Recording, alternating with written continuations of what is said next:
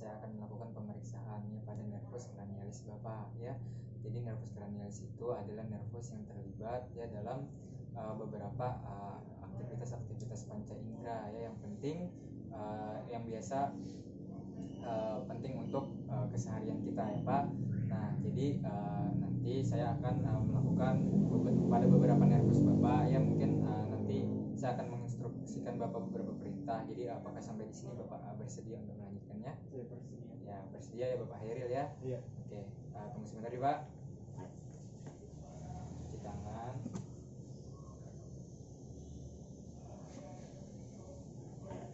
Ya, jadi yang pertama kita akan menilai pada nervus olfaktoriusnya. Nah, pada nervus olfaktorius itu biasanya adalah penghidu.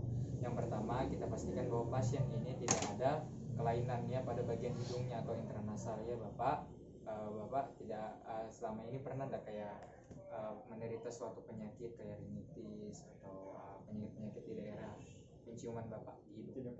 Tidak pernah ya. Jadi kita pastikan pasien itu tidak ada menderita penyakit-penyakit intranasal ya. Setelah itu kita menggunakan ya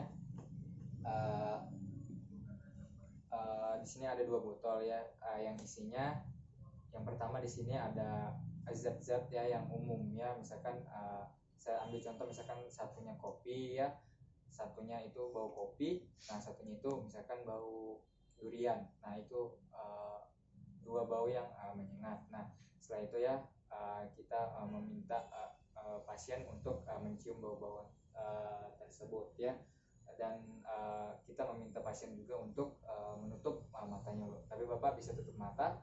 Nah kita cium, ini bau apa Bapak? Bau kopi. Bau kopi ya. Kalau yang ini bau apa Bapak? Bau durian. Ya, bau durian. Ini Bapak bisa buka matanya ya. Jadi kita bisa nilai ya itu penciumannya itu normal ya atau normosia ya. Kalau dia tidak normal atau berkurang itu hiposmia ya. Kalau penciumannya itu tidak bisa mencium sama sekali itu anosmia ya. Ya Bapak Hairil ya, kita akan melakukan ya pemeriksaan pada nervus opticus ya. Yang pertama saya akan melakukan pemeriksaan ya terhadap ketajaman penglihatan daripada Bapak Hairil ya.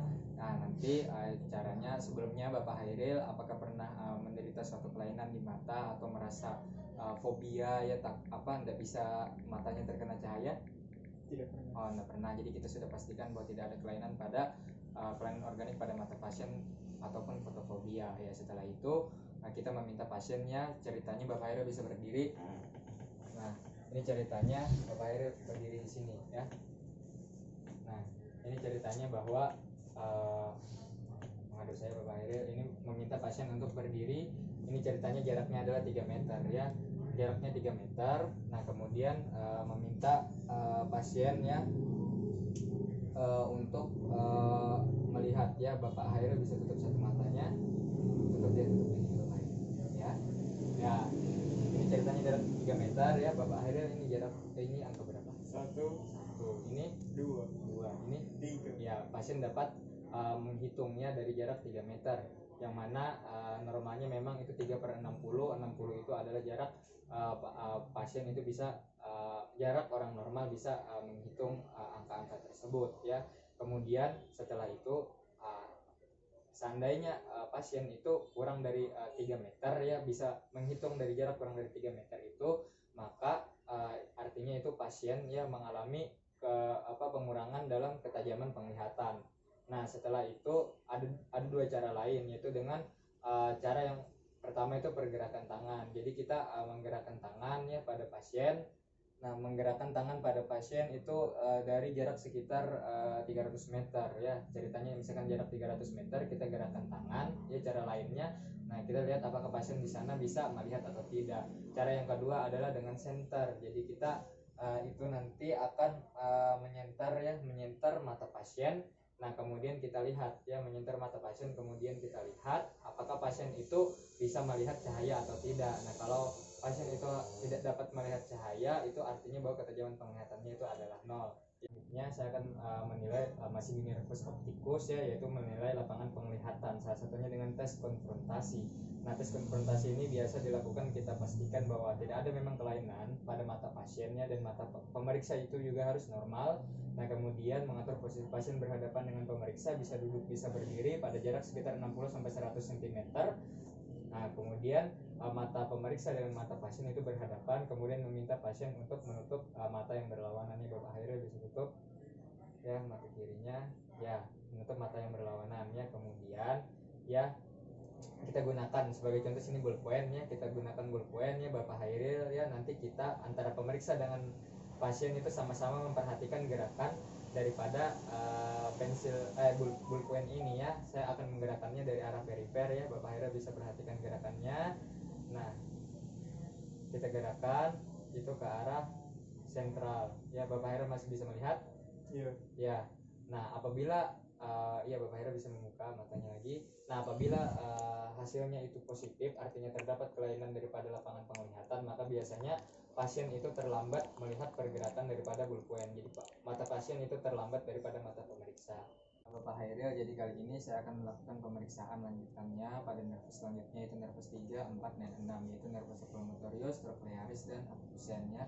Yang pertama kita nilai ya pada pasien ini, itu yang pertama yang pasti adalah kelopak matanya, apakah terdapat ptosis ya. Nah, kemudian apakah kelopak matanya ini jatuh ke bawah atau matanya tertutup atau tidak dapat dibuka. Nah, setelah kita menilai daripada kelopak mata ya, kemudian kita nilai matanya ya, mata pasien.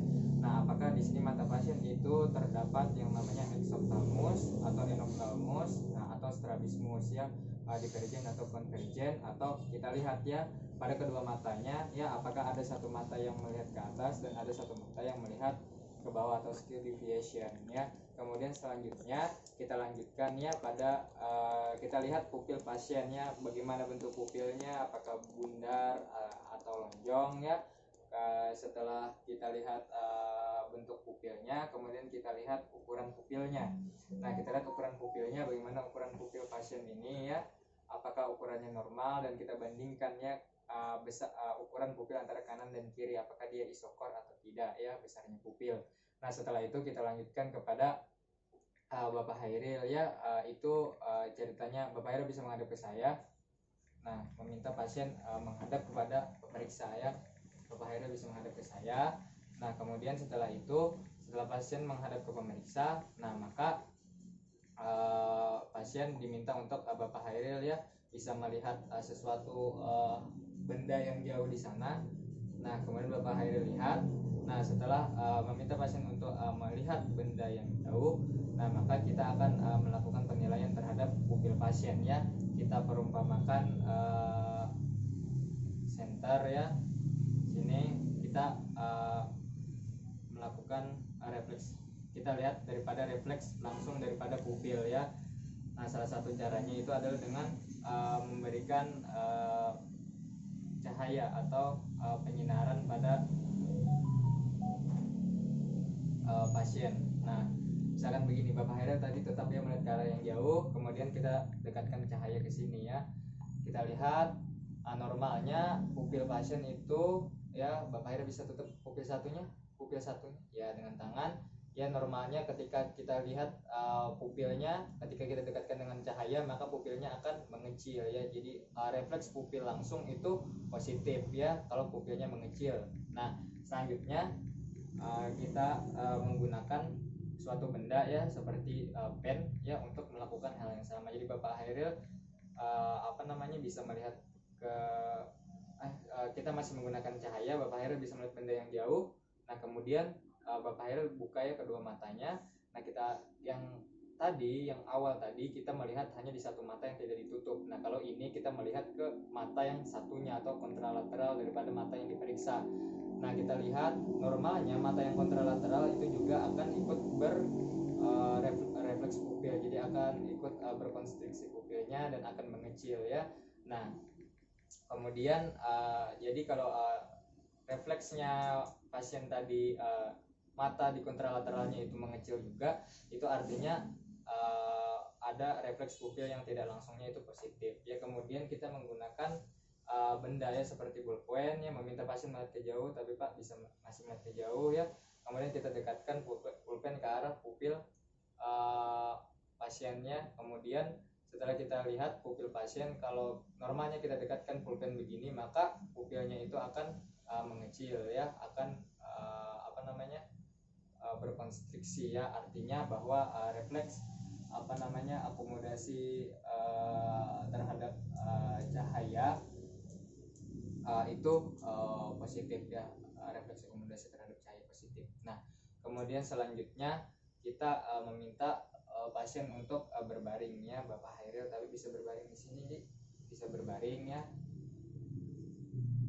Ya, Bapak Hairil bisa berbaring di sini ya.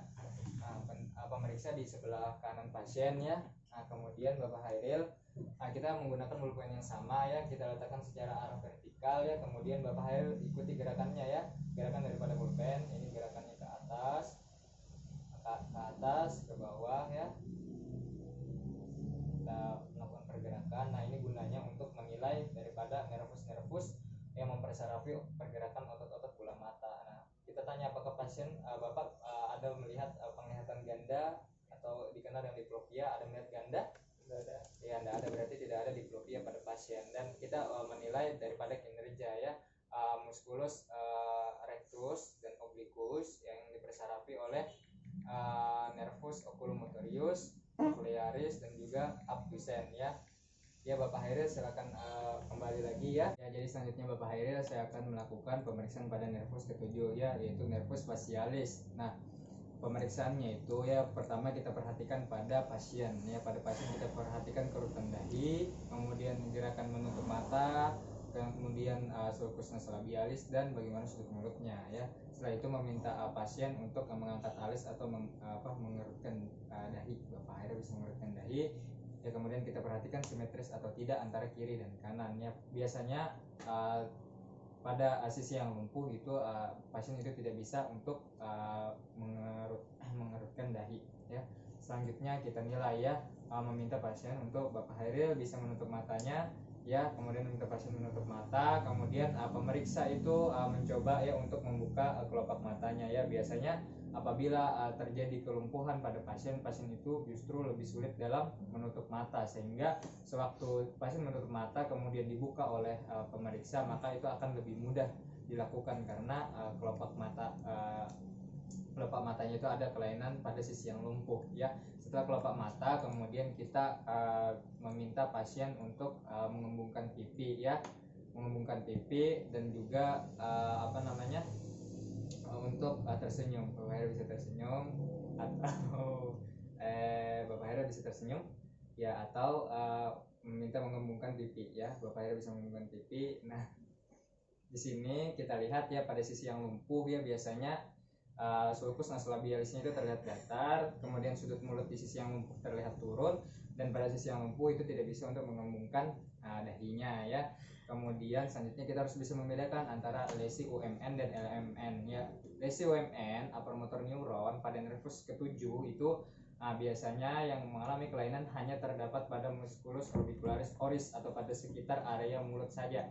Nah, kalau lesi LMN atau lower motor neuron pada nervus ketujuh itu kelainannya itu mencakup 3 bagian ya, yaitu pada dahinya, kemudian pada matanya yang sulit untuk menutup, nah dan pada bagian mulutnya ya, seperti sulcus nasolabialisnya itu yang datar dan salah satu sudut mulutnya turun pada sisi yang lumpuh ya. Kemudian selanjutnya setelah nervus facialis ya Bapak Hairil nanti saya minta untuk merasa beberapa zat-zat makanannya di sini untuk merasa ya. Ini nanti saya minta Bapak Hairil untuk menjulurkan lidahnya dan mengecap rasanya ya.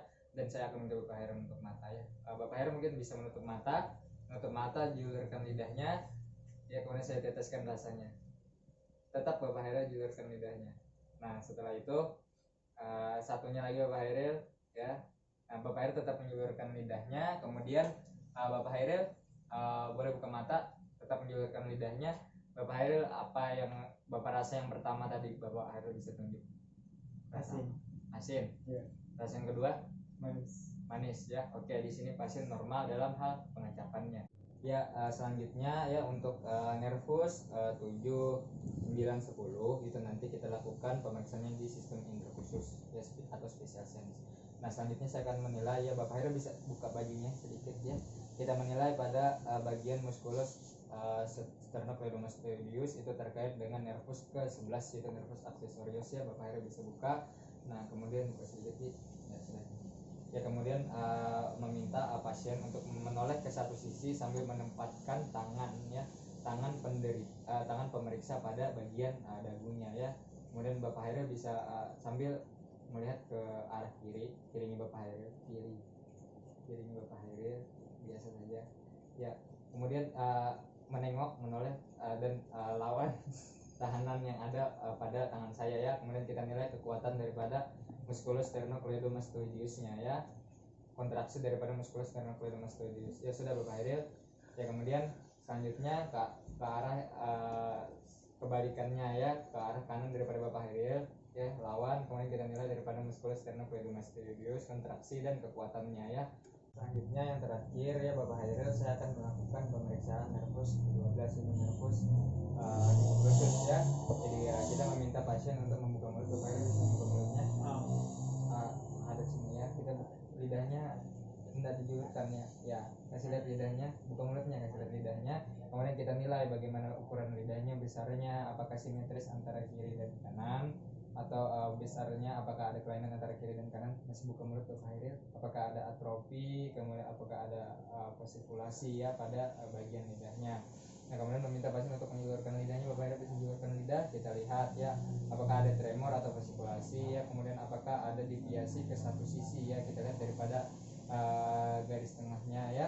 Kemudian kita lihat Bapak Hairil bisa julurkan lagi. Nah, kalau misalkan ada parese di satu sisi, maka lidahnya akan berdeviasi kepada sisi yang mengalami parese tersebut ya.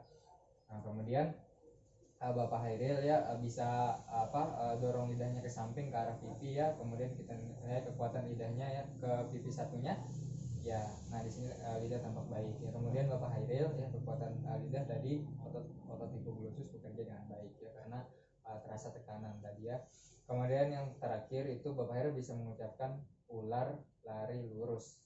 Ular lari lurus Ya, di sini pasien tampak baik, tidak ada cadel ataupun velo ya ketika pasien mengucapkan ular lari lurus ya. Bapak Hairil, untuk pemeriksaan nervus cranialisnya sudah selesai ya.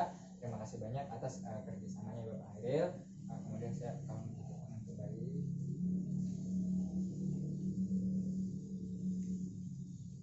Ya, terima kasih banyak atas kerjasamanya.